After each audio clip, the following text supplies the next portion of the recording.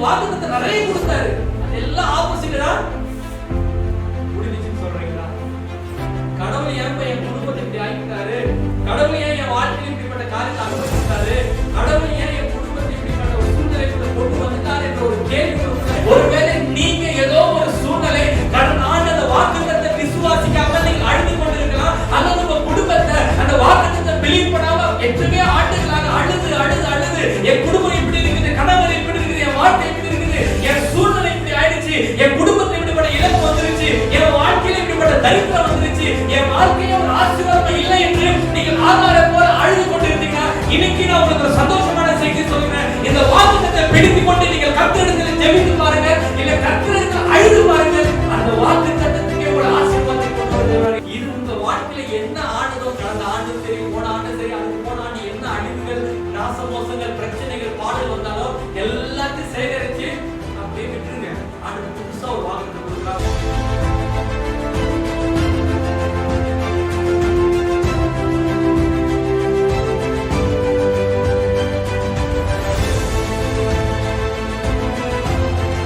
ஆண்டவராகிய இயேசு கிறிஸ்துவின் இனிதான நாமம் மகிமைப்படுவதாக.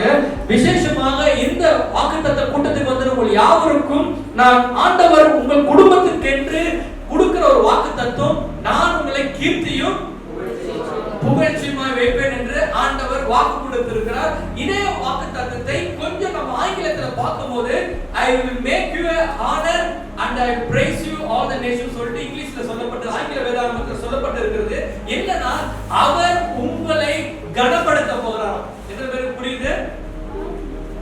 உண்மையாக நான் சொல்லுகிறேன், எந்த வாக்குத்தத்தமா இருந்தாலும் ஆண்டவர் முதலாவது அவர் எனக்கு கொடுக்கிறார் என்பதை நீங்க என்ன செய்யணும்? என்ன செய்யணும்? எடுத்துக்கொள்ளணும். ஹல்லேலூயா. அடுத்து அந்த வாக்குத்தத்தம் என்னுடைய வாழ்க்கையில நிறைவேற்ற வேண்டும் என்பதை நீங்கள் பொறுமையோடு காத்திருக்க வேண்டும். அது மாத்திரமல்ல, அந்த வாக்குத்தத்தத்தை பெற்றுக்கொண்ட பிறகு என் தேவன் எப்படி இதை கிரியை செய்ய போகிறார் என்பதை இதை நீங்க காத்திருக்கணும். எனக்கு வாக்குத்தத்தை நிறைய கொடுத்தாரு, அதெல்லாம் ஆப்போசிட் தான் முடிஞ்சிச்சுன்னு சொல்றீங்களா? உங்க மனசுல தோணுது, நிறைய வாக்குத்தத்தை கொடுத்தாருப்பா, ஆனா எல்லாமே முடிஞ்சிச்சுப்பா. நான் ஒரே ஒரு காரியம் சொல்றேன், தேவன் மாறல. தேவன் உங்களுக்கு வைத்திருக்கிற வாக்குத்தத்தத்தை யார் இழந்துட்டீங்க சொல்லுங்க? நீங்க தான். இதை நான் ஒரு எக்ஸாம்பிளோட சொன்னா, ஆண்டவர் இஸ்ரவேல் ஜனங்களுக்கு கானான் என்ற தேசத்தை கானான் தேசத்தை வைத்திருந்தார். ஆனா போகாது கடவுள் தடுத்தாரா இல்ல அவங்களே அவங்க தடுத்தாங்க? புரியுதா? கடவுள் ஏன் என் குடும்பத்தை இப்படி ஆக்கிட்டாரு? கடவுள் ஏன் என் வாழ்க்கையில் இப்படிப்பட்ட காரியத்தை அனுமதிச்சிட்டாரு? கடவுள் ஏன் என் குடும்பத்தை இப்படிப்பட்ட ஒரு சூழ்நிலைக்குள்ள கொண்டு வந்துட்டாரு என்ற ஒரு கேள்வி உங்களுக்குள்ள நிறைய பேருக்குள்ள, ஏன்னா நான் சொல்ல விரும்பல, நிறைய பேருடைய வாழ்க்கையில இழப்புகள், கடந்த ஆண்டுல பார்க்கும்போது இழப்புகள், பண விரயங்கள், பிசினஸ் லாஸ் ஆனது, படிப்பு நல்ல வேலை இல்லாம போனது, நிறைய பிரச்சனைகள் ஒவ்வொரு குடும்பத்துல போய் கேட்கும்போது, ஏன்னா எனக்கு பர்சனலா தெரியாததுல எல்லா குடும்பங்களும் கடந்த வருடங்கள் ஒரு பெரிய ஒரு இழப்பாக தான் காணப்படுது. அந்த இழப்பை ஈடுகட்ட முடியாத ஒரு இழப்பாக காணப்படுது. ஆனா அதன் மத்தியில நான் சொல்லுகிறேன், ஏன்னா இங்க மாத்திரமல்ல, ஆண்டவர் இங்க எந்த சூழ்நிலை சொல்லப்பட்டதுன்னா, ஜனங்க எப்படி இருந்தாங்க நான் சொல்லி இந்த வாக்குத்தை நான் சொல்லி நான் முடிக்க விரும்புகிறேன். எடுத்து வாசிப்பாங்க. செப்பனியா புஸ்தகம் 1ஆம் அதிகாரம் 1ஆம் வசனத்தை வாசிக்கும்படி கேட்டுக்கொள்கிறேன். செப்பனியா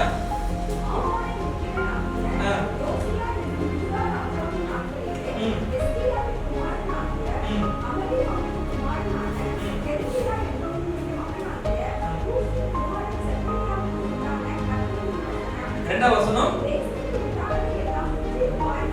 என்னன்னா தேசத்திலே உண்டானது முற்றிலும் நான் மாறிக்கொள்ள போகிறேன்.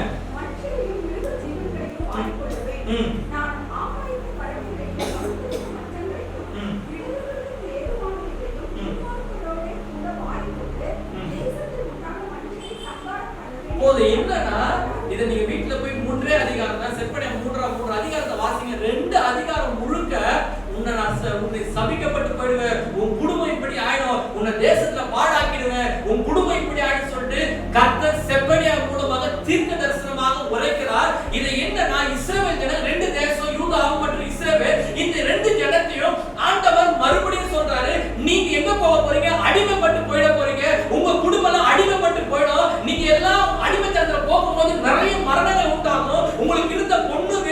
தப்புவிக்காது. வசனத்தை வாசிங்க, 6ஆம் வசனத்தை வாசிங்க.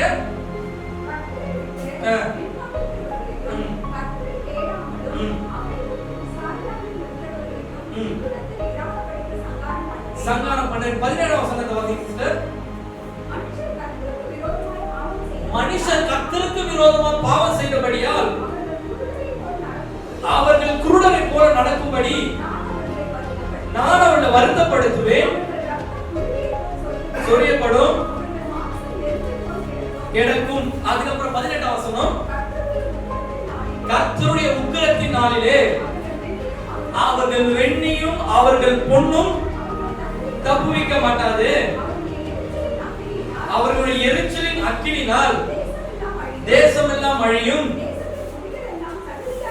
சடிதியாய் நிர்மூலமாகும் என்று செப்பனியா மூலமாக இது நடக்க போறத செப்பனியா ஒரு தெளிவாக ஒரு தீர்க்க தரிசனமான வாக்குத்தத்தத்தை, இது எல்லாமே வாக்குத்தத்தம் தான். ஏன்னா ஒரு தீர்க்கதரிசி சொல்லுகிறான் இப்படி நடக்க போகுது, தேசத்தில் இப்படி ஆக போகுது. ஆனாலும் ஜனங்கள் இத்தனை எல்லாவற்றையும் கேட்டும் ஜனங்களுக்குள்ள மனம் மாற முடியாதபடி அவங்களுக்குள்ள காணப்பட்ட இறுதிய கடினம் தான் அவங்களை கர்த்தரிடத்தில் திரும்ப முடியாதபடி காணப்பட்டது. இன்னைக்கு இதே போலதான் கடந்த 2022ஆம் ஆண்டா இருக்கட்டும், 21ஆம் ஆண்டா இருக்கட்டும், 20ஆம் ஆண்டா இருக்கட்டும், அதுக்கு முன்பதாக எத்தனையோ ஊழியர்கள், எத்தனையோ நபர்கள் எச்சரித்தார்கள் இப்படிப்பட்ட அழிவுகள் தேசத்துல வரும், கொள்ள நோய் வரும், தேசம் சடிதியா பாழாகும், ஜனங்கள் வாழ்க்கையில நிறைய மரணங்கள் உண்டாகும், அங்கே கழுகுகளை போல செத்த மீன்களை போல பெண்கள் கிடக்கும் என்று எத்தனையோ தீர்க்கதரிசிகள் செய்தி மூலமாகவும் மற்றும் ஒளிநாடா மூலமாகவும் எச்சரிக்க பொழுதும் நம்முடைய இருதயம் அது குறித்து பயப்படவும் இல்லை, யோசிக்கல. அப்பா பாத்துக்கலாம்ப்பா, உலகம் சுழன்று கிடந்தது. ஆனால் 2019ஆம் வருடம் அந்த கொரோனா என்ற ஒரு வைரஸ் 2020ஆம் ஆண்டு தேசத்தை புரட்டி போட்டது. ஆனா சரி பரவாயில்லப்பா, இதோ நம்ம என்ன நினைச்சோம், வரும்னு நினைச்சோம், ஆனா ஒண்ணுமே யாருக்கு எதுவும் ஆகல, தப்பிச்சோன்னு நினைச்சு. ஏன்னா நான் ஆகாயிலே என்ன சொல்லியிருக்கேன், வெட்டிக்கிளி யோவேல சொல்லியிருப்பேன், வெட்டிக்கிளி விட்டதை பச்சை புழு தின்னும், பச்சை புழு விட்டு முசுக்கட்டை குச்சி தின்னும், முசுக்கட்டை குச்சி தின்னதே பச்சை கிளி தின்னும், பச்சை கிளி அப்புறம் வெட்டிக்கிளி என்று இப்படியாக ஒரு அழிவுக்கு பின்னால் ஒரு அழிவு தேசத்துல வரும் என்று யோவேல் தீர்க்கதரிசி ஏற்கனவே சொல்லிட்டு போயிருக்கிறார். இப்படிதான் நீங்க நினைப்பீங்க அழிவுகள் வந்து கொண்டே இருக்கும் என்று யோவேல சொல்லப்பட்டது. இப்படி அநேக தீர்க்க தரிசன வசனங்கள் நமக்கு சொல்லப்பட்டாலும் நம்ம அதை குறித்து உணரவில்லை. இதை நான் உண்மையை ஏற்றுக்கொள்ளும், ஊழியர்களுமே அதை அவமா நடக்குமா என்று எல்லாருக்குள்ளுமே ஒரு சுயநலமான உலகத்துக்குள்ள வாழ்ந்து கொண்டிருந்தாங்க. ஆனா 2021ஆம் ஆண்டு அநேகருடைய வாழ்க்கையில மரணம் சம்பவித்தது. ஏன்னா ஒருவேளை இன்னைக்கு நம்ம குடும்பத்தை கர்த்தர் ஜீவனோட வைத்திருக்கிறார், ஆனா எத்தனை குடும்பத்துல மரணம் சம்பவித்து நீங்க கேட்டீங்கன்னா ஒரு சூழ்நிலை உங்களுக்கு அறியும். ஏன்னா ஈடுகட்ட முடியாத இதற்கு காரணம் யார் என்று சொன்னால் நீங்களும் நானும் தான். இன்னைக்கு தேசத்தில் இப்படிப்பட்ட அழிவுக்கு வருவதற்கு காரணம் நீங்களும் நானும் செய்ய வேண்டிய வேலையை செய்யாம, செய்யப்பட வேண்டிய ஜபங்கள் ஏறெடுக்கப்படாம ஏனோ தானோ வாழ்ந்ததுனால இன்னைக்கு ஒரு கூட்ட ஜனங்கள் அழிந்து போனார்கள் என்றுதான் மறுக்க முடியாத உண்மையாக இருக்கிறது. நம்ம தேவ ஜனங்களே, இன்றைக்கு அப்படி போனாலும் பரவாயில்லப்பா, 2022 வந்துருச்சுன்னு சொல்லி நம்ம நினைக்கிறோம். இனி எப்படிப்பட்ட ஒரு அழிவுகள் வரும் என்று நமக்கு தெரியாது. ஆனா எந்த அழிவு மத்தியிலும் நம்முடைய தேவன் சொல்கிறார், நம்ம கீர்த்தியும்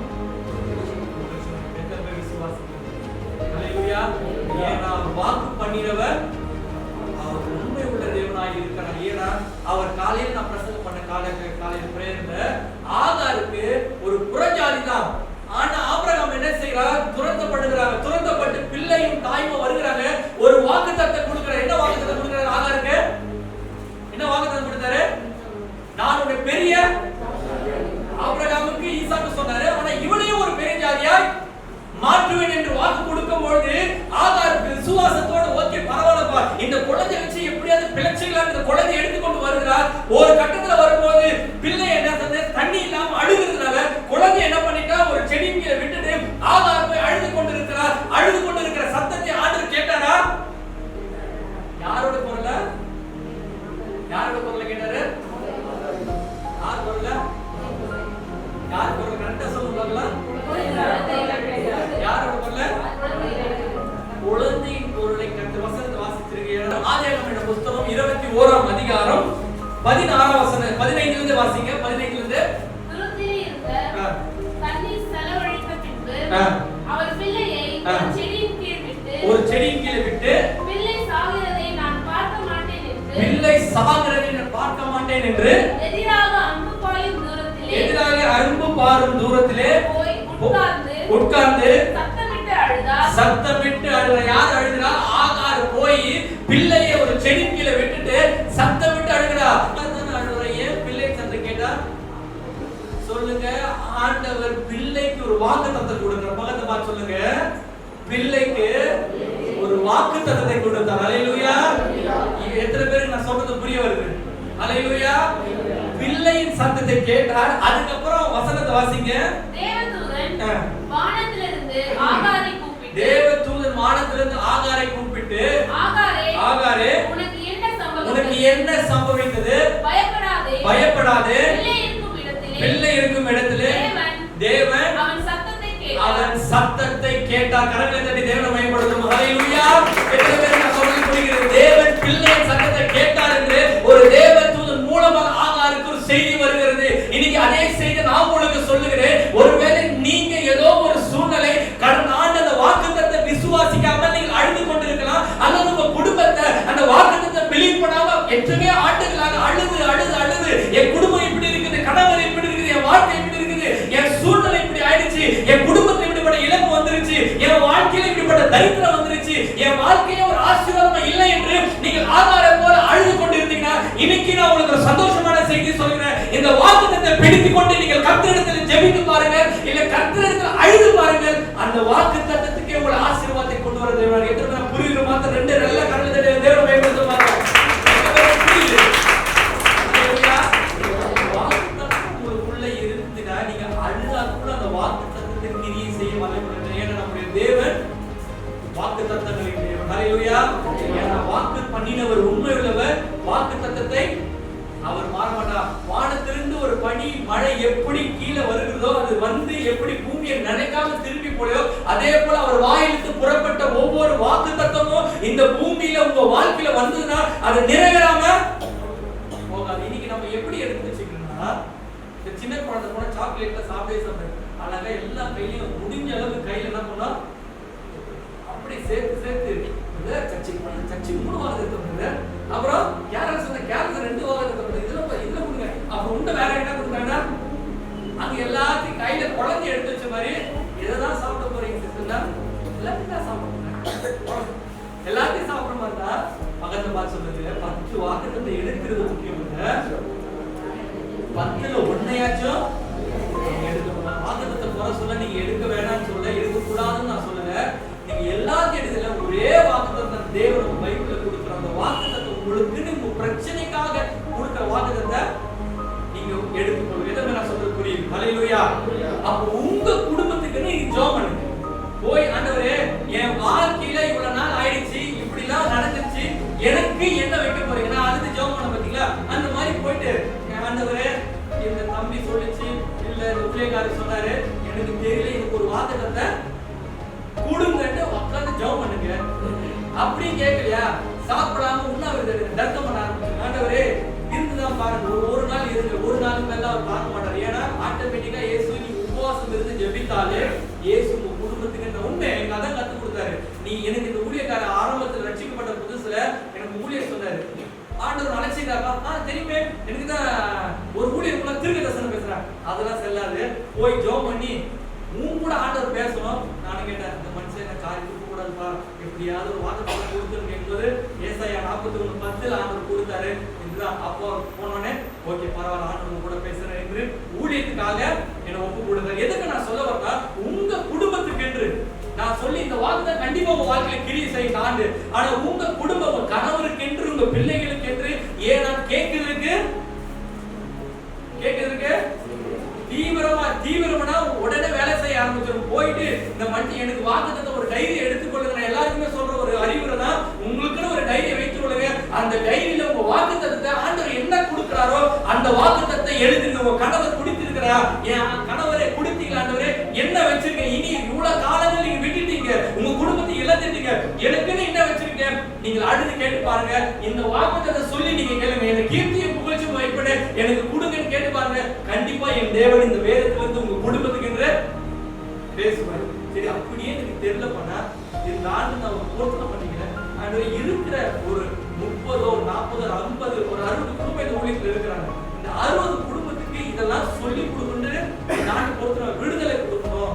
அதனால ஒண்ணு நான் அவங்க வீட்டுக்கு போறதோ இல்லைன்னா அவங்க இங்க வரதுக்கோ நான் ஒப்பு கொடுக்குறேன். தனியா ஒரு நாள் மீட் பண்ணி அவங்களுக்கு ஆலோசனை கொடுக்கலாம். அவங்களுக்கு கொடுத்து எப்படிலாம் நீங்க ஃபாலோ பண்ண உங்க குடும்பத்தோட மாற்றத்தை கொடுக்கலாம். ஏன்னா என்னதான் ஓடி ஓடி எல்லா இடமும் ஊழி செஞ்சாலும் இருக்கிற தான் மந்தைய மேய்க்காம விட்டுவிட. ஏன்னா நீங்க கொடுக்கிற காணிக்கை, நீங்க கொடுக்கிற ஒரு ஜபத்தினாலதான் இந்த ஊழியத்தை நான் வந்து செய்ய முடியும். அதனால உங்கள் குடும்பத்துல இருக்கிற காரியத்தை எல்லாம் ஒரு சில ஊழியர்கள் எடுத்து பண்றாங்க.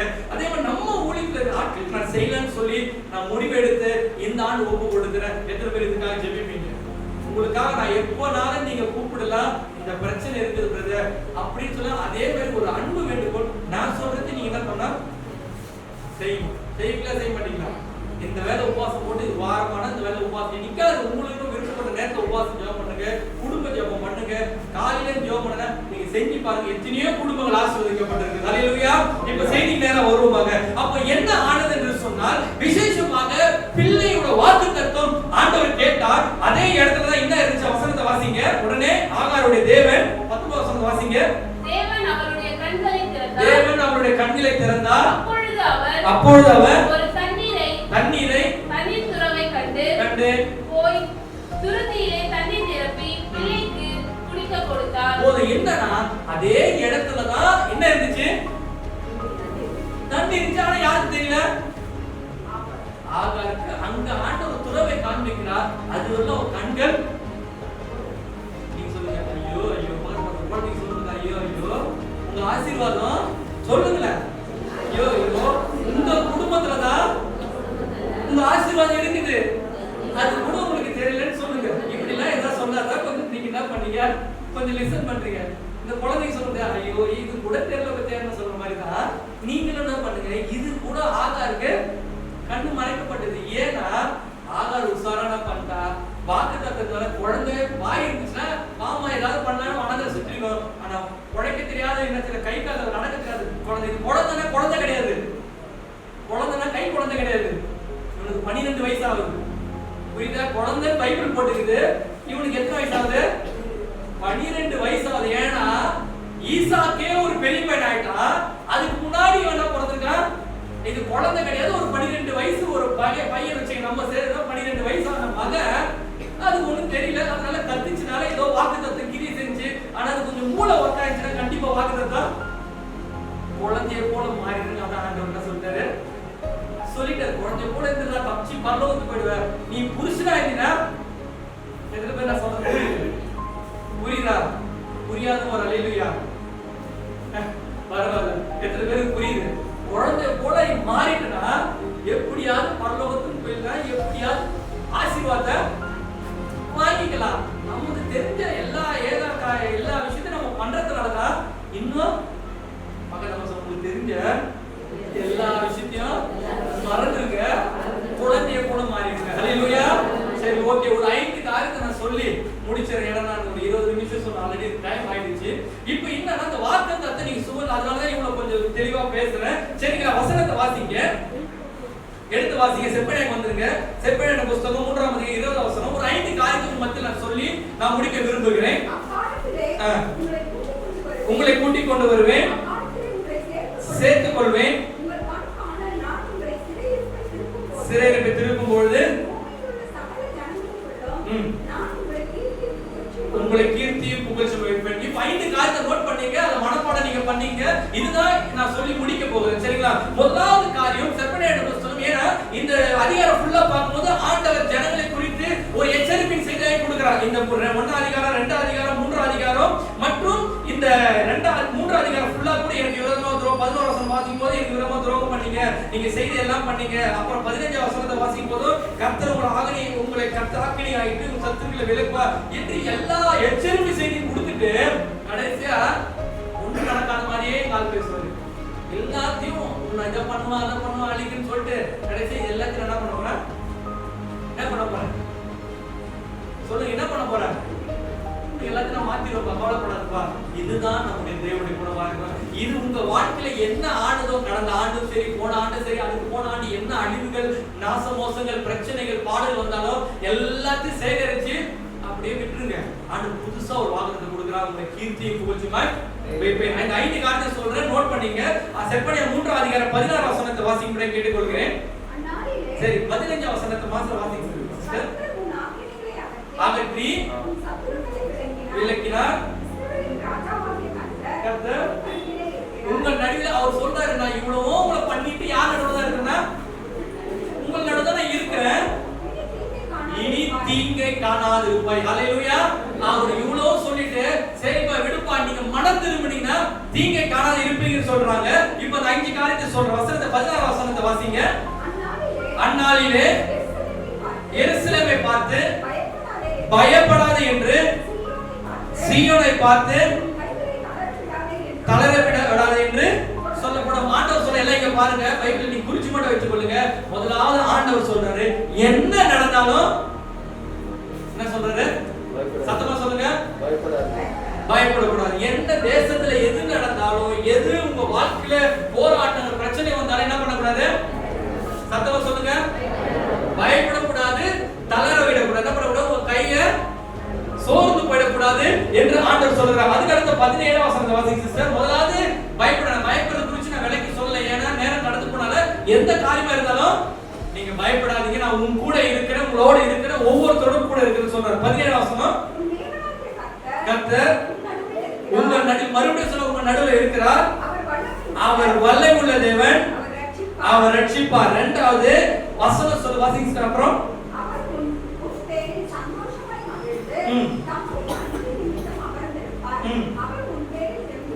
இரண்டாவது சொல்றாரு, நான் உங்க கூட இருக்கிறேன், இந்த ஆண்டு அவர் வல்லம் உங்க குடும்பத்துல வெளிப்பட போகுது. ஹல்லேலூயா. வெளிப்பட போகுதுன்னா நீங்க ஜெபித்து உங்க குடும்பத்தை பாழாக்குற காரியங்கள், அவருடைய வல்லமை தான் உங்க குடும்பத்தை மாற்றி அமைக்க முடியும். ஹல்லேலூயா. ஏன்னா உங்க குடும்பத்தை ஒரு சில காரியம் மாறாம நீங்கள் அடிமைத்தனத்துல தவித்துக் கொண்டீங்கன்னா, அதுல இருந்து உங்க குடும்பம் மீறனா அவருடைய வல்லமை தான். இஸ்ரவேல் ஜனங்கள் அடிமைத்தனத்துல தவித்துக் கொண்டிருந்தாங்க. ஆண்டவருடைய வல்லமை என்ன ஆயிடுச்சுன்னா, மோசேயின் மூலமா கொண்டு வந்து வல்லமை இஸ்ரவேல் எங்க எகிப்து தேசத்துல வெளிப்பட்டது. கர்த்தர் அந்த 10 வாதைகள் மூலமாக இஸ்ரவேல் ஜனங்கள் அடிமைத்தனத்திலிருந்து வெளியே கொண்டு வந்தா. அப்போ உங்க குடும்பத்துல இந்த ஆண்டு அவருடைய வல்லமை வெளிப்பட போகுது. ஹல்லேலூயா. அதுக்கு அடுத்த வசனத்தை வாசிங்க சிஸ்டர். இல்ல 19 வசனம். அடுத்து சொல்றாரு, உன்னை சிறுமைப்படுத்துற யாவரையும், அவரோட வல்லமை என்ன பண்ணுமா, உங்களை சிறுமையாக்கிற. பாத்தீங்களா, சத்துருவின் மூலமாக அல்லது உங்க குடும்பத்துல பண கஷ்டத்தின் மூலமாக, இந்த தேசத்துல இந்த கொள்ளை நோய் மூலமாக, இப்படிப்பட்ட பல காரியங்கள் உங்க குடும்பத்தை சிறுமைப்படுத்திருக்கலாம். அல்லது இப்படிப்பட்ட உபத்திரவம் மூலமாக அல்லது பிசாசின் மூலமாக உங்க குடும்பத்தை சிறுமைப்படுத்திருக்கலாம், இழப்புகள் மூலமாக சிறுமைப்படுத்தலாம். அது எல்லாம் ஆண்டவர் தண்டிக்க போறார் என்று வாக்கு கொடுத்திருக்கிறார். ஹல்லேலூயா. அது கூட சாத்தானை சேர்த்துங்க, உங்க குடும்பத்தை பாழாக்குற சாத்தானையும் கர்த்தர் தண்டிக்கிற ஒரு தேவனா இருக்கிறார். அதுக்கு அடுத்த வசனத்தை வாசிங்க சிஸ்டர்.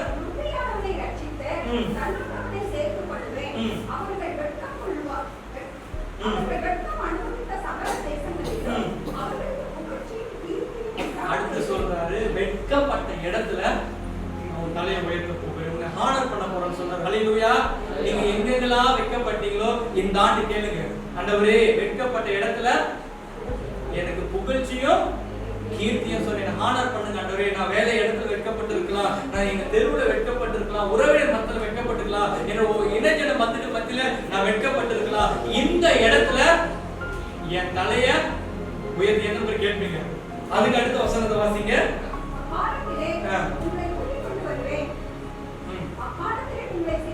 சேர்த்துக் கொள்வேன்.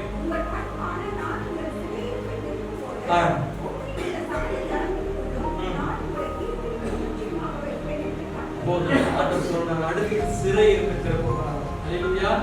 5 காரியம் சொல்லுங்க பார்க்கலாம். முதலாவது பயப்படாதீங்க. அடுத்தது வல்லமை. என்னது? அடுத்தது அவருடைய வல்லமை. மூணாவது உங்களை நொண்டியான, உங்களை துன்பப்படுத்தின உங்கள் சத்துருக்களை என்ன செய்யறார்? சரி கட்ட போகிறார். ஹல்லேலூயா. மூன்றாவது சத்துருக்களை சரி கட்ட போகிறார். நாலாவது வெட்கப்பட்ட இடத்துல உங்களை உயர்த்த வெட்கப்பட்ட இடத்துல அர்த்தம் சிறையிருப்பை மாற்ற போகிறார். ஹalleluya. எல்லாரும் கண்களை மூடி இதுக்காக நான் ஜெபிக்க போறேன். எல்லாரும் கண்களை மூடுங்க. ஹalleluya. எல்லாரும் கண்களை மூடி இயேசப்பா ஆண்டவரே இன்றைக்கு நாங்கள் கேட்ட இந்த வார்த்தை ஆண்டவரே உம்முடைய கரத்தில் நான் ஒப்பு கொடுக்கிறேன். இந்த 5 காரியத்தை ஆண்டவரே முதலாவது அப்ப நான் பயப்பட மாட்டேன். எல்லாம் சொல்லுங்க ஆண்டவரே நான் பயப்பட மாட்டேன் ஆண்டவரே. எல்லாம் சொல்லுங்க பயப்பட மாட்டேன்ப்பா ஆண்டவரே. எல்லாம் சொல்லுங்க இந்த வேளை எதுவா இருந்தாலும் ஆண்டவரே என் வாழ்க்கையில எந்த காரியமா இருந்தாலும் நான் எதை குறித்து பயப்பட மாட்டேன். எல்லாம் ஜெபம் பண்ணுங்க இந்த வேளையில. நான் பயப்பட மாட்டேன் ஆண்டவரே. எந்த காரியத்தை குறித்தும் நான் ஒரு நாளும் பயப்பட மாட்டேன் தகப்பனே. என் வாழ்க்கையில எந்த சூழ்நிலையில் ஆனாலும் எதை குறித்து நான் ஒரு நாளும் கலங்க கூடாதுப்பா. நான் பயப்பட கூடாது ஆண்டவரே. அடுத்து சொல்லுங்க ஆண்டவருடைய வல்லமை என் குடும்பத்துல வெளிப்படட்டும் அப்பா. கேளுங்க ஆண்டவருடைய வல்லமை வெளிப்படட்டும் அப்பா.